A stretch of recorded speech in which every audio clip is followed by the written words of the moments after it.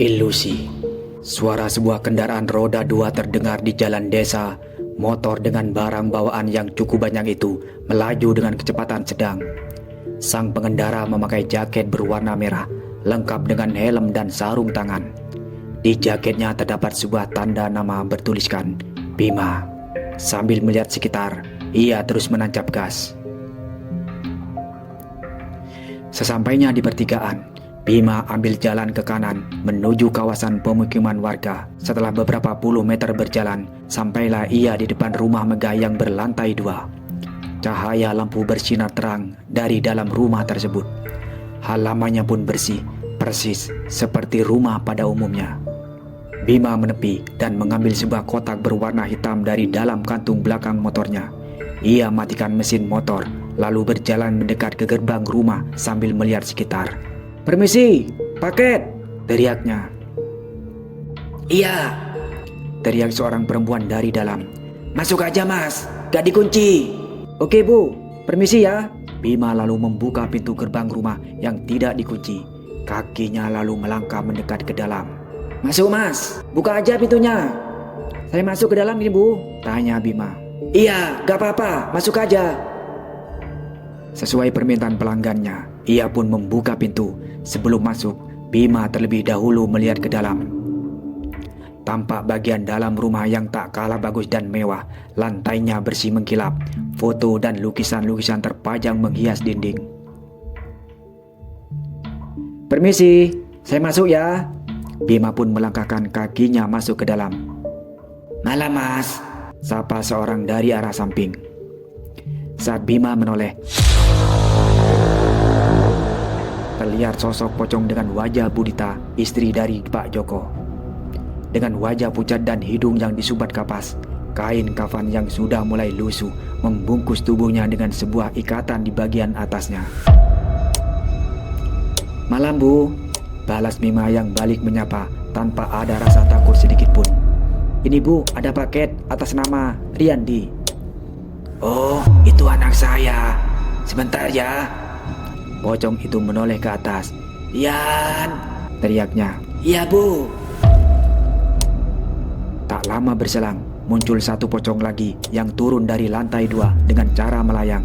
Sosok itu menyerupai wajah Rian, anak Pak Joko.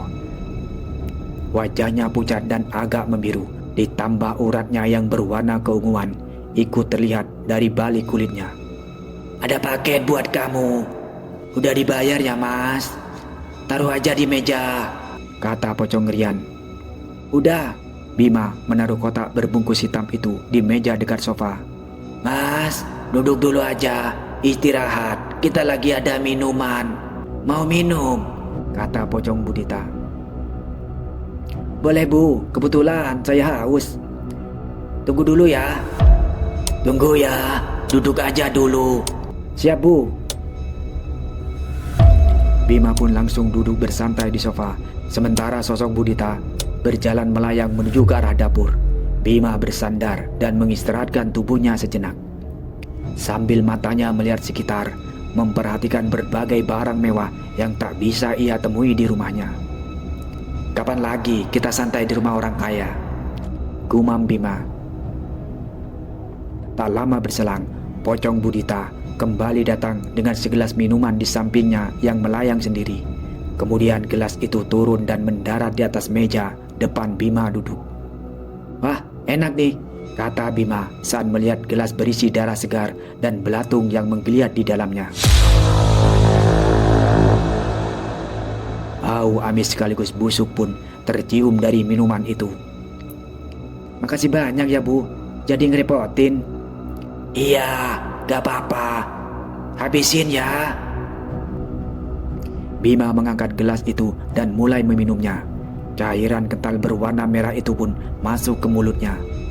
Bersamaan dengan belatung-belatung dan juga kotoran-kotoran kecil, Bima meminum sampai setengah saking hausnya. "Ah, segar.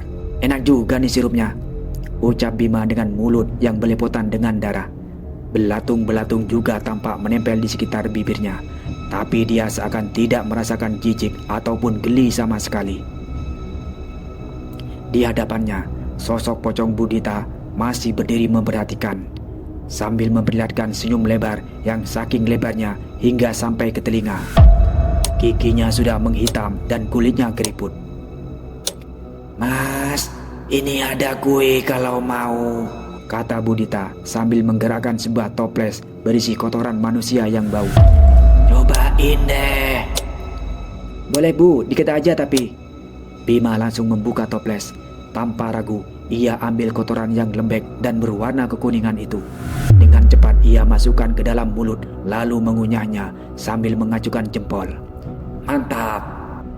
Setelah menelan kotoran itu, Bima langsung meminum segelas darah yang sebelumnya disajikan Budita. Ia langsung menenggak darah dan belatung itu sampai gelasnya kosong. Hah, Udah bu, saya pergi ya. Mau antar paket lagi? iya mas. Hati-hati ya, udah malam. Nanti ketemu pocong loh, ucap Budita yang sendirinya juga pocong. Ah, gak takut saya bu sama yang gituan. Bima berdiri dan merapikan jaketnya, lalu berjalan ke arah pintu. Udah ya bu, saya duluan ya. Makasih banyak, ucapnya sambil membuka pintu lalu berjalan keluar. Kakinya melangkah menuju gerbang, kemudian keluar halaman rumah. Setelah keluar dari gerbang, Bima berhenti berjalan. Ia merasa ada yang aneh. Dirinya berpikir beberapa saat. Tak lama kemudian, ia mulai mencium bau amis di sekitar mulut dan hidungnya. Ditambah bau kotoran yang amat menyengat sampai-sampai membuatnya perutnya mual. Bima mulai terbatuk-batuk sambil memegangi perutnya. Ada perasaan ingin muntah yang datang dari dalam badannya. Bima pun jatuh berlutut di tanah. Ia mulai memuntahkan kembali apa yang ia makan dan minum di rumah tadi. Belatung dan darah kental keluar dari mulutnya. Ia mulai ketakutan. Ditambah kotoran manusia berwarna kuning yang bercampur dengan air liurnya ikut keluar dari mulutnya. Baunya tak tertahankan, bercampur aduk dengan bau amis darah yang malah membuatnya semakin mual. Selama beberapa saat, Bima tak berdaya dan terus memuntahkan isi perutnya. Seorang warga yang tak sengaja lewat melihat Bima dalam kondisi mengkhawatirkan. Warga itu pun langsung berjalan cepat untuk menolong kurir malang itu. "Mas, kenapa mas? Sakit?" tanyanya saat sudah berada di depan Bima. "Gak tahu pak." Bima berusaha keras menahan rasa mualnya. "Tadi saya dikasih makan sama pemilik rumah itu." Tangan Bima menunjuk ke arah rumah Joko. Itu, Bima kembali menuju ke rumah tempatnya mengantar paket. Warga itu pun melihat ke arah rumah Joko. Itu rumah kosong mas. "Enggak pak, tadi ada orangnya kok. Saya dikasih makan sama minum, tapi keudahannya saya muntah-muntah begini ya." Astagfirullah. Sadar mas, itu rumahnya kosong. "Enggak pak, ada orangnya." "Sini mas." Warga itu mengangkat badan Bima dan membantunya berdiri. Lalu ia arahkan badannya pemuda itu ke arah rumah Joko. "Tuh lihat sendiri, mana ada orang. Rumah itu kosong mas." Bima kaget bukan main. Rumah yang sempat ia masuki tadi kini berubah 100%. Rumah yang semula ia lihat mewah dan terang itu kini sudah berubah menjadi rumah kosong. Temboknya retak-retak, ada coretan di beberapa bagian dindingnya. Rumput di halamannya juga panjang-panjang.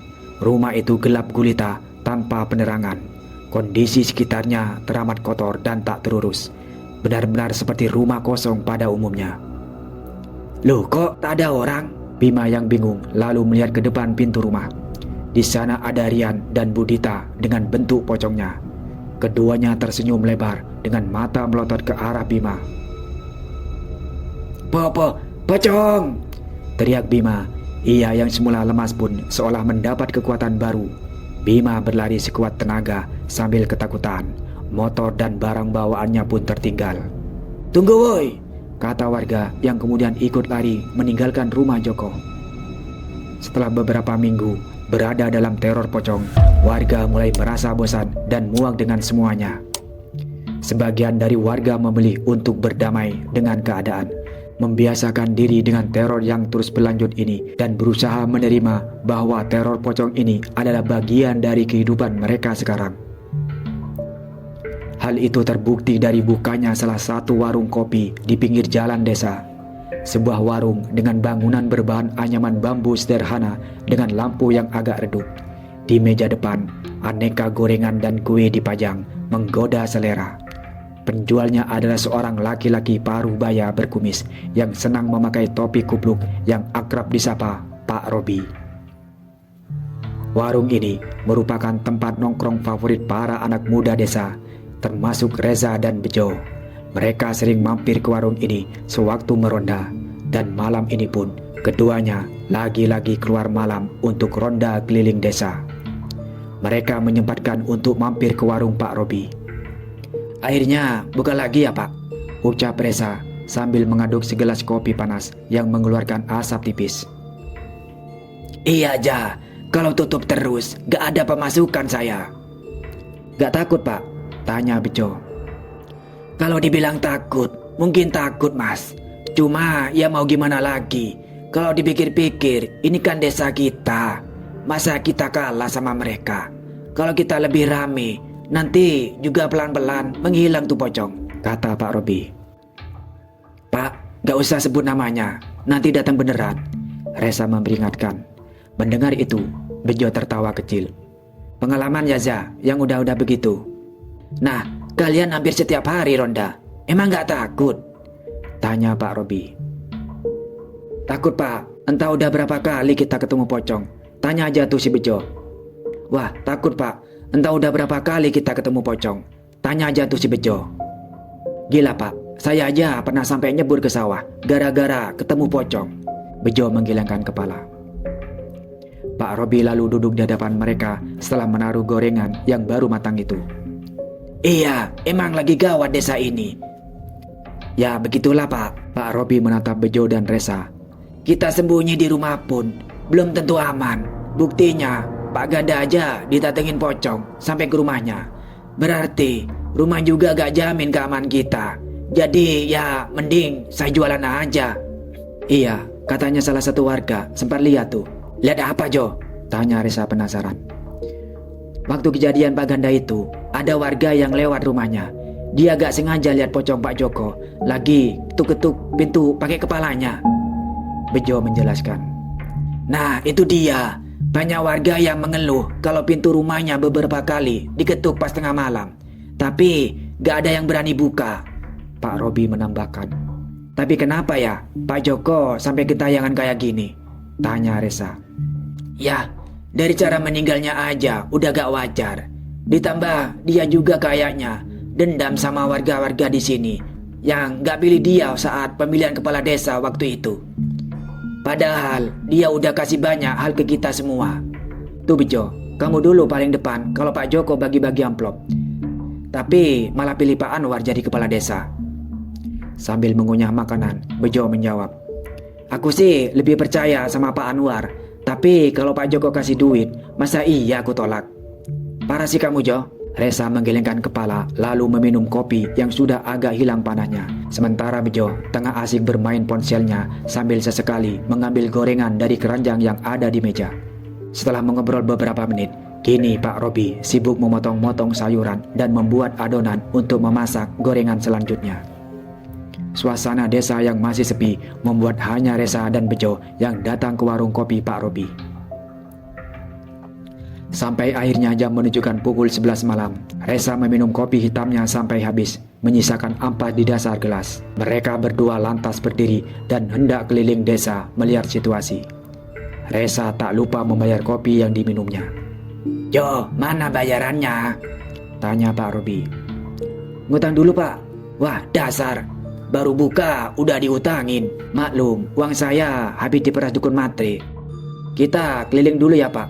Makasih Pak, ucap Reza sambil mulai berjalan meninggalkan warung Pak Robi. Hati-hati, kalau ketemu pocong, pukul aja, kata Pak Robi bercanda. Kedua pemuda itu pun mulai berjalan pergi dari warung dan segera melaksanakan kewajiban mereka setiap malam menjaga keamanan desa. Dengan senter di tangannya, Reza dan Bejo memasuki pemukiman warga sambil melihat sekitar. Di malam yang sama, Anwar duduk di sofa ruang tamu sambil menempelkan ponsel di telinganya.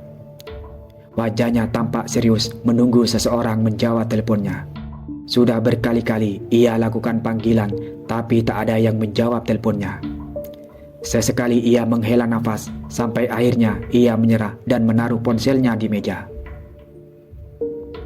Anwar mengambil segelas teh yang ada di mejanya, lalu meminumnya sedikit sambil terus melamun. Tak lama kemudian, ia dikagetkan dengan dering ponselnya yang tiba-tiba berbunyi. Rupanya orang yang sejak tadi sulit dihubungi, sekarang malah meneleponnya balik. Segera Anwar ambil kembali ponselnya sambil tersenyum lega. Buru-buru ia angkat telepon dan menempelkan kembali ke telinga kanan. Halo, Sapanya saat terhubung dengan seseorang. halo mas. Tanya seseorang perempuan dari dalam telepon itu. Linda, kamu sibuk nggak? Tanya Anwar. Enggak sih, ada perlu apa? Maaf, telepon malam-malam gini ya. Mas mau tanya, kamu ada waktu nggak ya? Mas butuh bantuan nih. Seputar dunia gaib. Tutur Anwar menjelaskan maksudnya menelpon. Oh gitu, besok aku ada waktu luang kok. Bisa datang ke desa nggak? Nanti mas suruh orang jemput kamu. Linda terdiam sejenak tanpa menjawab. Bisa mas? Oke, makasih ya. Besok mas jelasin masalahnya apa. Udah tahu kok soal teror pocong ya? Tanya Linda. Loh, kok kamu tahu? Sambil tertawa kecil, Linda menjawab. Tahu dong mas, kerasa kok vibrasinya sampai sini. Siapin kepala babi yang masih segar ya buat besok. Kepala babi? Oke deh, oke. Jawab Anwar dengan terbata-bata.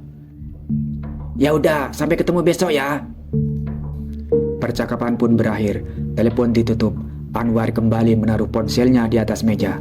Ia kembali bersandar dan melamun sambil melihat ke atas. Dari dalam kamar, sang istri berjalan mendekat. Gimana mas? Tanyanya. Anwar mengangguk. Iya, besok Linda kesini. Tapi dia minta kepala babi. Hah? Buat apa? Ya gak tahu, mungkin buat ritual dia. Sang istri mengangguk sambil menghela nafas. Semoga aja berhasilnya mas usaha kamu. Anwar mengambil gelas tehnya dan meminum sampai sisa setengah. Udah malam, tidur yuk. Selesai meminum, Anwar letakkan kembali gelasnya di meja. Ia ambil ponselnya lalu berdiri. Bersama sang istri, ia berjalan masuk ke kamar untuk beristirahat dan mempersiapkan diri untuk hari esok yang tak bisa ditebak akan bagaimana jadinya. Malam yang sepi pun terus berlanjut. Selama 6 jam ke depan, rembulan menguasai langit malam bersama cahaya bintang-bintang kecil yang bersinar dari kejauhan.